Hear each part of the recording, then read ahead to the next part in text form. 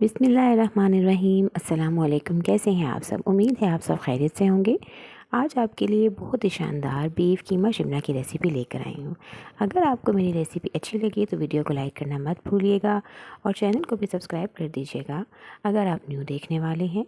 और अगर आप चाहते हैं कि मेरी हर आने वाली न्यू वीडियो का नोटिफिकेशन सबसे पहले आप तक पहुँचे तो बेल आइकन को भी ज़रूर प्रेस कर दीजिएगा। आपका बहुत शुक्रिया। तो चलिए स्टार्ट करते हैं। बिस्मिल्लाहिर्रहमानिर्रहीम। यहाँ मेरे पास चॉपर है, इसमें मैं ऐड करूँगी 2 मीडियम साइज़ के प्याज। ये मेरे पास हैं 6 से 7 लहसुन के जव्वे जिन्हें मैंने इस तरह से काट लिया है। और ये 1 इंच का अदरक का टुकड़ा है जिसे मैंने इस तरह से काटा है। और ये मीडियम साइज़ का टमाटर है। मैं इसका पेस्ट बना लूँगी। नेक्स्ट स्टेप, कढ़ाई में मैंने तकरीबन 3/4 कप ऑयल लिया है। यहाँ पे मेरे पास 3 से 4 लौंग हैं और ये 4 से 5 मेरे पास साबुत काली मिर्च है। इसे मैं ऑयल में भूनूंगी हल्की सी खुशबू आने तक। 1 टीस्पून मैं इसमें डालूंगी ज़ीरा, इसे भी ऑयल में भूनेंगे। अब मैं इसमें डालूंगी ये बीफ का कीमा। ये कीमा बारीक है, आप चाहें तो मोटा कीमा भी यूज़ कर सकते हैं, जैसे आपकी मर्ज़ी। इसको मैं ऑयल में फ्राई करूँगी इसके कलर चेंज होने तक, क्योंकि कीमा बहुत बारीक है तो ये बहुत जल्दी गल जाएगा। तो ये देखिए कीमे का कलर चेंज हो चुका है। अब मैं इसमें स्पाइसेस ऐड करूँगी। 1.5 टीस्पून मैं इसमें शामिल करूँगी लाल मिर्चों का पाउडर। 1/2 टीस्पून मैंने इसमें ऐड किया है कुटी हुई लाल मिर्च। 1 टीस्पून मैं इसमें शामिल करूँगी नमक। 1/2 टीस्पून मैं इसमें शामिल करूँगी धनिया पाउडर। 1/4 टीस्पून हल्दी। 1/2 टीस्पून काली मिर्चों का पाउडर और 1/2 टीस्पून कश्मीरी लाल मिर्च, अच्छे कलर के लिए। कश्मीरी लाल मिर्च तीखी नहीं होती, लेकिन ये बहुत अच्छा कलर देती है, इसीलिए ही इसे यूज़ किया जाता है। तो इसको मैं अच्छे से भूनूंगी।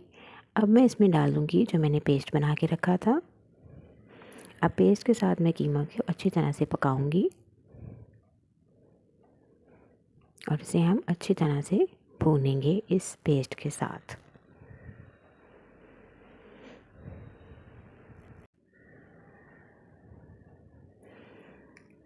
अब जैसे ही ये भुनेगा, ऑयल रिलीज़ होना शुरू हो जाएगा, तो मैं इसमें डाल दूँगी दही, तकरीबन 2 टेबलस्पून।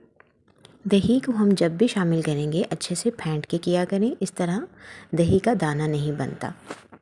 दही के पानी के ड्राई होने तक हम इसे भूनेंगे। तो ये भून चुका है, ऑयल भी रिलीज़ हो चुका है। अब मैं इसमें ऐड करूँगी रेड बेल पेपर, यानी कि रेड शिमला। ये है मेरे पास ग्रीन बेल पेपर। ये दोनों तकरीबन 2 नॉर्मल साइज़ की शिमला हैं जिन्हें मैंने इस तरह से चॉप कर लिया है।